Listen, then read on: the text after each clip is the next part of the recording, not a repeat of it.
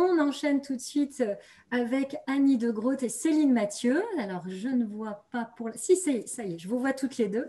Alors, bienvenue, effectivement, nous allons évoquer un livre qui est une réédition, qui est paru, effectivement, reparu au début de l'année. Je crois que c'était en janvier de cette année, aux éditions Presse de la Cité.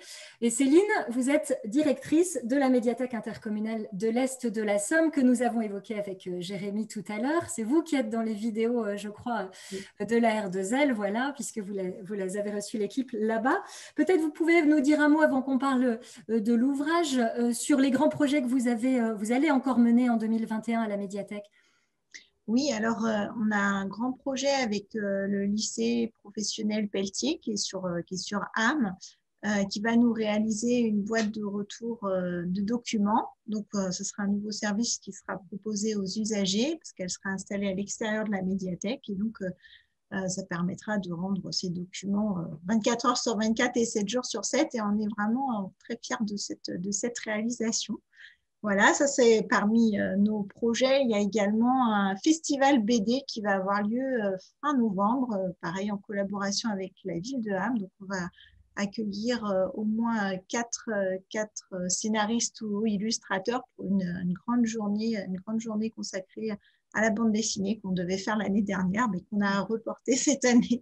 Voilà, vous avez peut-être quelques noms déjà, je crois, programmés pour cette la Régis Sautière, Arnaud Poitvin, Clément Lefebvre et Nicolas Itoridi, voilà, qui sont partants pour revenir cette année. Une belle programmation en perspective, et je ne dis pas seulement ça parce que je suis d'Amiens et que, voilà, quelques leçons.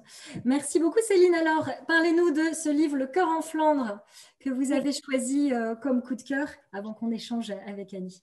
Alors, c'est vrai que j'ai choisi ce roman d'Annie de Groot parce que j'avais déjà lu Les Racines du passé qui m'avaient beaucoup plu parce que ça se passait au Moyen-Âge, c'était sur la quête des racines et ça, c'est des thèmes que je trouve passionnants, que j'aime bien retrouver dans mes romans. Et puis, en plus de ça, ça se passe dans les Flandres et les Flandres, c'est une région dont m'a toujours parlé mon grand-père maternel, dont sa famille était originaire. Et du coup, moi, ça me permet aussi de connaître un petit peu mieux. Enfin, j'ai l'impression de m'approprier un peu plus mon histoire familiale, donc voilà. Et puis, quand j'ai fait un petit peu de recherche, je me suis aperçue que ça faisait suite à la Kermesse du Diable, un autre roman que j'ai pas lu, mais en fait, ça m'a pas vraiment gêné dans ma lecture, donc voilà. Le roman, là, il se situe au XVIIe siècle. Là, on change un peu d'époque, en 1684, donc où il y a le protestantisme et de rigueur. Ça, c'est très important. C'est vrai qu'on sent bien le poids de cette religion dans le roman. Et donc, on suit les aventures d'une dentelière de Lille qui s'appelle Ronelde et qui a suivi son mari Grégoire à Amsterdam. Donc, ils sont obligés de cacher leur foi catholique tous les deux. Et donc, au cœur du roman, c'est un peu une enquête et un road trip, on va dire, parce que Ronelde, donc, qui est surnommée la belle flamande, parce que ça, on imagine vraiment une très belle femme, elle part au secours d'une de ses anciennes apprenties dentelières, Marie-Jeanne, qui a été séquestrée et violentée par un noble qui a abusé de son innocence. Et donc, on va suivre son périple d'Amsterdam à Lille, en passant par Anvers, Arras et puis finalement Paris. Et donc, dans cette enquête, elle va être accompagnée par Marguerite, qui est pareil, une jeune femme qu'elle a recueillie et élevée un peu comme sa fille et qu'elle a formée au métier de la dentelle également. Et puis, cette Marguerite va avoir aussi une histoire d'amour impossible, qu'on croirait impossible, avec un jeune protestant boiteux qui a perdu un peu la mémoire de son passé, qui va la sauver de la noyade. Alors moi, ce que j'ai bien aimé quand même, c'est que c'est un roman un peu plus complexe que ça, parce que on a pas mal de points de vue diversifiés sur la situation historique de l'époque. Donc c'est un peu la révolte des catholiques et des protestants contre Louis XIV. Et puis parce qu'on voyage un peu dans les différentes classes sociales, parmi les gens d'église, parmi les artistes, notamment à travers le personnage de Marie, qui est une amie de Ronelde. Et puis, on voyage aussi à Paris et en province. Donc, on voit vraiment la situation sous tous les angles. Et ça, c'était vraiment assez riche. Moi, je ne connaissais pas du tout cette période historique, donc j'ai appris pas mal de choses. Et d'ailleurs, je me demandais, Madame de Groot, ça a dû vous demander beaucoup de recherches et puis savoir si c'était une période que vous aimez particulièrement parce que vraiment, c'est bien rendu. Ça m'a beaucoup plu.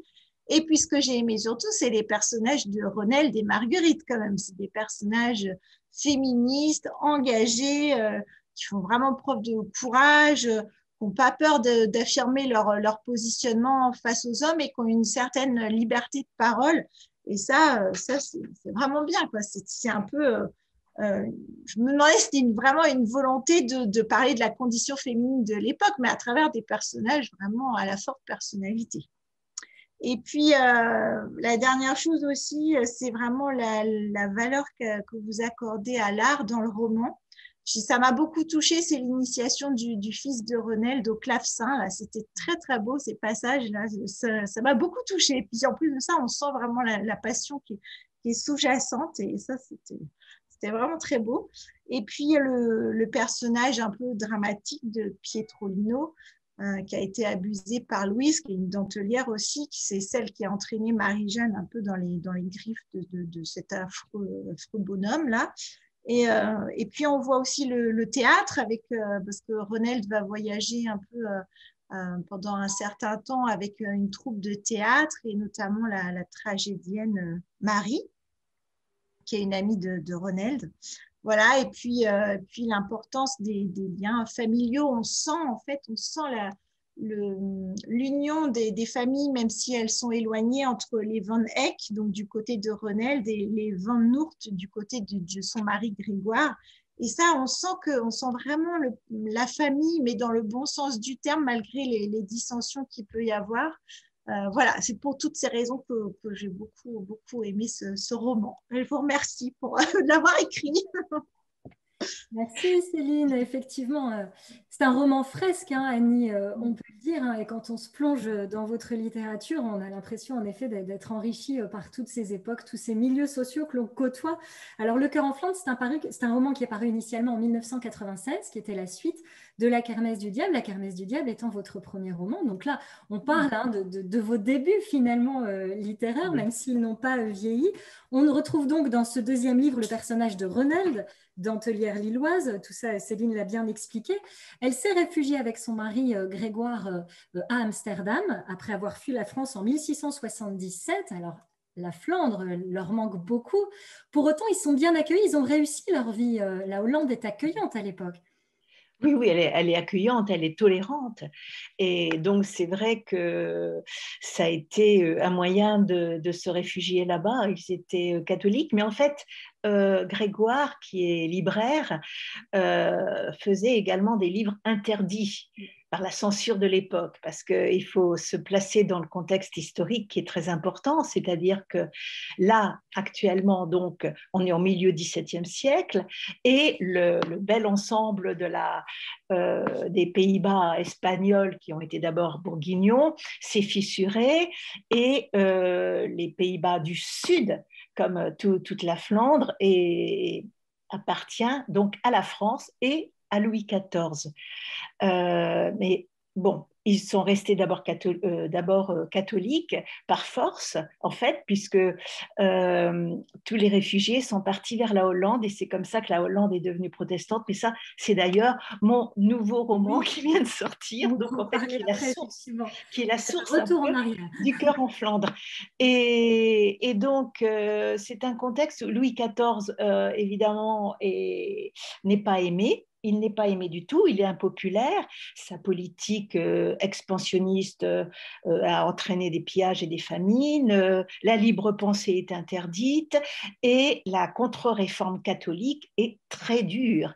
Alors, il y a tous les jésuites qui se sont dit les Flamands aiment les fêtes, donc ils créent des fêtes religieuses, mais la liberté de penser n'existe pas du tout. Elle a failli exister un siècle plus tôt, mais là, elle n'existe plus du tout. Et pour les femmes, c'est encore pire, bien sûr, parce qu'elles sont soumises aux prêtres, elles sont soumises donc à l'Église, aux hommes. Bon, et c'est vrai que Renelde, depuis son enfance, résiste à tout ça. Voilà. C'est une insoumise encore, hein, C'est une effectivement. insoumise. Vous avez commencé Totalement. votre carrière littéraire avec cette femme insoumise quand même, Oui, qui est mariée de force, voilà, qui se retrouve veuve et qui oui. choisit sa vie, qui choisit son destin. Elle choisit sa vie et comme elle choisit un hérétique, elle est obligée de partir vers la Hollande. Ils ont quand même ils ont gardé leur catholicisme, mais il faut être discret en Hollande, hein. C'est pour ça d'ailleurs qu'il y a des églises au grenier, comme on dit, le bon Dieu au grenier, dans les immeubles, dans les maisons. Et à condition d'être discret, ils ne sont pas du tout poursuivis. Contrairement en France, où ça va devenir de plus en plus impossible pour les protestants. Donc, on est totalement entre protestants et catholiques.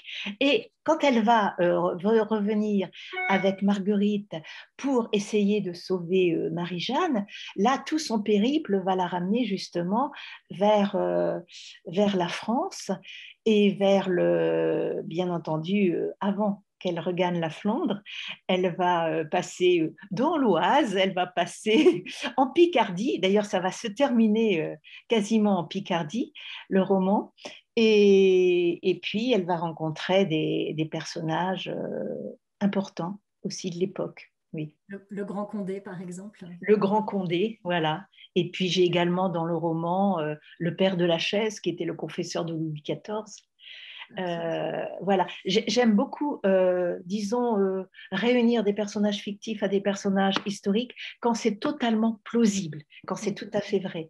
Et là, j'ai un personnage qui est un jésuite qui rentre de Nouvelle-France, où il a été quand même assez malmené, et il va dans la maison de repos des jésuites, qui se trouve être le domaine du père de la Chaise, qui sera d'ailleurs plus tard le Père Lachaise, mais le cimetière. On n'en est pas là. Et donc, comme le Père de Lachaise, il va au moins 1 ou 2 fois par semaine, il le rencontre aussi. Voilà. Alors justement, Annie, on peut en parler maintenant puisque vous soulignez ce point-là. Le matériau de vos livres, c'est l'histoire, Mm-hmm. effectivement. Mais une histoire avec un grand H ne fait pas forcément une bonne histoire. C'est ce que Marie évoquait aussi tout à l'heure. Comment composez-vous à partir de ce matériau qui est très fouillé, très documenté, hein, tout est toujours vraisemblable, même dans la fiction. Comment équilibrez-vous voilà, l'imaginaire, l'histoire dans vos ouvrages? Ah, tout le problème est là. Tout le problème est là. C'est vrai que c'est pas évident. Moi, j'ai un fil, d'abord au départ, un fil conducteur, et je suis dès le départ menée par des choses que j'ai envie de dire, que ce soit la condition féminine, que ce soit la tolérance, et que ce soit enfin, d'autres choses que j'ai envie de compter. J'aime beaucoup mettre en scène soit des faits qui ont été un petit peu effacés. C'est d'ailleurs Oui. mon nouveau roman, c'en est vraiment le thème. Et puis, ou alors des personnages qu'on a plus ou moins oubliés ou qu'on a mis dans l'ombre. J'aime bien mettre en lumière ces points. Et parce que d'abord, moi, ça m'enchante de les découvrir et de les mettre en lumière. Donc, voilà. Donc, il y a des faits historiques, mais je crée tout de suite aussi des personnages fictifs parce que j'ai envie de les plonger dedans, dans ces faits historiques, de voir comment ils réagissent, comment peut-être nos ancêtres ont réagi aussi, surtout. Donc, c'est un moyen de se les approprier, un moyen d'être plus proche sans doute de tous ces ancêtres qui ont existé avant nous et qui sont très très importants parce que je suis comme Jacques, j'adore l'histoire, la grande histoire, voilà. Et donc, on fait aussi beaucoup de parallèles entre le présent et entre cette histoire, entre l'histoire. Là, ici, les protestants, les catholiques, bah, écoutez, vraiment, on a des points de comparaison avec aujourd'hui, ce qui se passe ailleurs, hein. Les guerres de religion ne sont pas terminées et c'est avant tout des guerres qui sont créées par le gouvernement, par les gouvernements, hein. Ce sont des prétextes toujours. Donc voilà. Et là, dans ce roman, la censure est très virulente aussi et on n'a le droit de rien. D'ailleurs, il y a réactivation de la chasse aux sorcières, mais au sens propre du terme d'ailleurs, puisque de nombreux bûchers vont être installés, comme ça s'est passé un siècle auparavant, mais voilà. Et donc, Oui, effectivement, il y a un épisode, un chapitre entier que vous consacrez à l'exécution de 6 sorcières en plein cœur de l'île. Ça, on est quand même à la fin du XVIIe siècle. C'est vraiment un épisode qui s'est ah oui, déroulé là-bas. ah oui, oui, oui, totalement. Tout ce qui est historique et ce qui est en dehors de l'histoire proche de ces personnes, de Renel, de Grégoire, bien sûr d'Adrian le protestant, et tout le reste est vrai et vérifié. Et donc je passe, vous le demandiez, je passe beaucoup, beaucoup de temps, des mois, à ma documentation. Et donc, pour moi, c'est très important que les historiens soient d'accord avec ce que j'écris. Ça, depuis le départ, et je le fais toujours, toujours. Et Voilà. ce qui permet aussi voilà, au lecteur de s'enrichir, hein, au-delà des histoires de vos personnages, à la lecture de vos livres. Alors Lille, votre ville de cœur, hein, vous êtes née à Hasbrook, Annie, mais et aussi bien sûr à l'honneur dans ce livre qui a reçu le Grand Prix des lettres de la Société des Arts et Lettres de la ville de Lille. Depuis 1667, la ville qui appartenait aux Pays-Bas espagnols a été conquise par Louis XIV. C'est une terre convoitée, hein, on peut Oui. dire, à l'époque, par les grands. Ce rattachement au Royaume de France ne plaît pas beaucoup à vos personnages, notamment pour des raisons économiques. Oui, et puis ils ont mis tellement de temps déjà à se sentir plus ou moins espagnols qu'ils se sentent peut-être enfin un peu espagnols, bon, avec par force aussi beaucoup, qu'on leur demande maintenant de devenir français. Alors, ils n'en peuvent plus. Enfin, bon, c'est vrai que c'est une terre, vous disiez, de convoitise et de tout temps. Et c'est ça qui m'a passionnée, moi, dans le fait de créer des romans historiques qui se passent beaucoup dans le Nord, dans les Flandres, j'allais dire, toutes nos grandes Flandres, parce qu'elles ont été bourguignonnes, parce qu'elles ont été espagnoles, parce qu'elles ont appartenu, voilà, aux Habsbourg et françaises. Et donc, c'est un courant de civilisation, enfin, je veux dire, un couloir de civilisation extraordinaire. Donc, on n'en a jamais terminé avec l'histoire. C'est toujours sans cesse Oui, renouvelé. oui, À propos de Morbec et du lieu-dit La Cruisabelle, où habite oui, Pige, le colporteur, vous écrivez: oui, tout ce qui était nécessaire à la vie l'avait ici, dans ce petit coin de Flandre. Les céréales, les légumes, les fruits venaient en abondance. Que demander de plus? Encore fallait-il être courageux pour travailler la terre. Les gens d'ici l'étaient. Ça, cette notion de courage, c'est quelque chose qui traverse toute votre œuvre, Annie. oui, oui, oui. Parce qu'on ne le dit pas assez, peut-être. Enfin, ou moi, je trouve qu'on ne le dit pas assez. Parce que je trouve que les gens du Nord, enfin, moi, quand je dis les gens du Nord, c'est Jacques, la Jacques, Picardie, la c'est le grande Nord, c'est Picardie. la Flandre, ça va jusqu'en Belgique, voilà, tout notre grand Nord, notre grande Flandre. Euh, ont été très, très courageux à toutes les périodes. Et là, et effectivement, il y a de la résistance hein, dans l'air. Et donc, je le mets dans ce roman-là. Et voilà, comme je le mets aussi dans le roman que je viens d'écrire et qui vient de paraître, Descendre sur nos cœurs. Beaucoup. Voilà, qui est publié aussi aux presses de la Cité. Oui, Mais dans ce livre, cette fois, vous vous intéressez toujours à la Flandre. Hein, voilà, c'est oui, votre terrain de jeu littéraire, Annie. Mais cette fois, on est au XVIe siècle, oui. lorsque la Flandre appartient aux Pays-Bas espagnols. Donc, c'est un retour dans le temps par rapport à l'époque. Eh bien, c'est. Bon, je vous le montre. Hein. Voilà. Celui-ci, Descendre sur nos cœurs. Et c'est drôle parce que c'est vraiment la source. C'est du cœur en Flandre. C'est un siècle avant, dans les mêmes coins, ce qui s'est passé. Pourquoi cette Flandre est devenue vraiment catholique? Parce que nous sommes au moment où la Flandre fait encore partie des Pays-Bas espagnols, donc c'est même 10 ans avant la Saint-Barthélemy, et c'est l'histoire d'un jeune flamand qui va tout faire pour sauver les siens. Ça, c'est le contexte, c'est l'intrigue, parce que sa famille est déchirée entre le catholicisme, ils sont catholiques, et une partie de sa famille qui est très sensible à tout le calvinisme, qui vient de Calvin, Picard. Et donc, voilà. Et donc, les prêches ça, sont très, très importants. Et pour la première fois, ils sentent qu'ils peuvent peut-être avoir une liberté de penser parce que, d'abord, il n'y aura plus d'indulgence. On ne va plus les obliger à vendre leurs vaches et à devenir trop pauvres pour avoir le paradis sur terre. Ils comprennent enfin ce qu'on leur dit parce que les messes en latin, ben voilà, il y en a assez. Hein, même beaucoup de prêtres ne comprennent pas ce qu'ils disent. Et donc, là, enfin, on leur parle un langage qu'ils connaissent, qu'ils comprennent, et ils sont ébranlés. Et donc, beaucoup vont devenir, j'allais dire, calvinistes, mais comme mon héros qui est aussi ébranlé, tiraillé, il a le cœur, voilà, comme les personnages qu'il va rencontrer, le comte d'Egmont, Plantin, Bruegel, voilà tout ça. Et la plupart vont devoir s'exiler parce que Philippe II, puisque c'est avant, voilà, Louis XIV, Philippe II et avant Philippe IV, Philippe II n'est pas comme son père Charles Quint, il déteste les flamencos, comme il dit, et il va emmener le duc d'Albe, et ça va être des massacres épouvantables.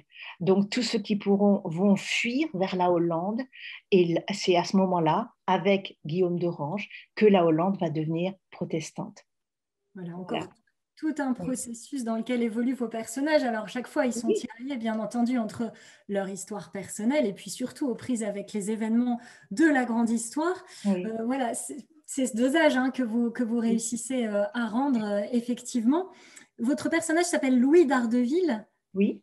C'est bien ça. Alors, est-ce que vous êtes inspiré peut-être de personnages ayant existé pour créer ce profil-là? Non, enfin, certainement, ils ont dû exister puisque énormément de gens ont été à la fois tiraillés tout en étant catholiques et se sont ouverts un peu à tout ce courant nouveau. Mais non, il y a juste le prénom que j'ai emprunté à mon petit-fils. Et puis, sinon, mais il y avait énormément, il y avait 3 Saint-Loup à l'époque, hein, donc c'est pas d'aujourd'hui. Pour moi, c'était le personnage central et il a été créé dès le départ parce que je ne voulais pas être voilà, avec les catholiques ou être avec les protestants. Je voulais quelqu'un qui puisse justement comprendre les deux, comprendre et il va choisir d'ailleurs selon son cœur. Et, et c'est ça qui est pour moi toujours important, c'est de pouvoir que ce soit pas ni blanc ni noir et que on puisse dans les romans à la fois comprendre j'allais dire souvent quand il y a les deux parties, comme quand je mets voilà des nobles ou des paysans, comme voilà qu'on puisse comprendre les différents personnages aussi. C'est à ça que sert aussi la littérature, effectivement, à faire connaître, à faire comprendre à chaque fois.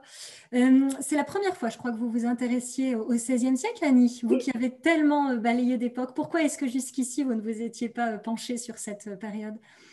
Peut-être parce que j'avais, moi, dans la tête que les guerres de religion. Et comme je les avais déjà un peu traitées un siècle plus tard en Flandre, voilà. Et puis, j'ai découvert, en fait, je me suis dit, mais je n'ai pas traité, mais allons voir ce qui se passe. Et en fait, j'ai découvert que c'était aussi un siècle de renaissance. Et c'est justement grâce à tous les écrits et grâce à cette révolution qu'est l'imprimerie, cette révolution qui est aujourd'hui comme Internet, pour la première fois, les gens vont enfin pouvoir, j'allais dire, lire le même livre en même temps. Et ça, c'est donc du coup, ils vont avoir accès à Calvin, à Luther, ils vont avoir accès à beaucoup de choses auxquelles ils n'avaient pas accès auparavant. Et c'est et donc c'est aussi un siècle étonnant, un siècle de transition. Voilà, c'est pour ça. Quelles sont, Annie, vos sources de documentation? Comment travaillez-vous pour être à ce point précise? Et est-ce que vous allez enquêter sur les lieux. Je pense dans Le Cœur en Flandre à l'imprimerie Implantin Mauritius Oui, d'Anvers, par exemple. Est-ce que oui, vous bien êtes allé, sûr. est-ce que comme ça, vous vous Oui. confrontez à vos Ah sujets? bah oui, oui, oui, bien sûr, que ce soit pour descendre sur nos cœurs ou pour le cœur en Flandre. Le cœur en Flandre, je suis allée un certain temps à Amsterdam, puisque ça se passait là-bas. Et puis, j'ai vraiment lu énormément de livres d'historiens sur cette époque, sur Amsterdam, l'âge d'or d'Amsterdam, comme dans le Descendre sur nos cœurs, où je suis allée au Coup de Neuf, enfin dans les caves, voilà, où je suis allée également à Anvers, à Gand, où se passe une grande partie de mon histoire. Je vais toujours en repérage quand c'est possible, bien entendu.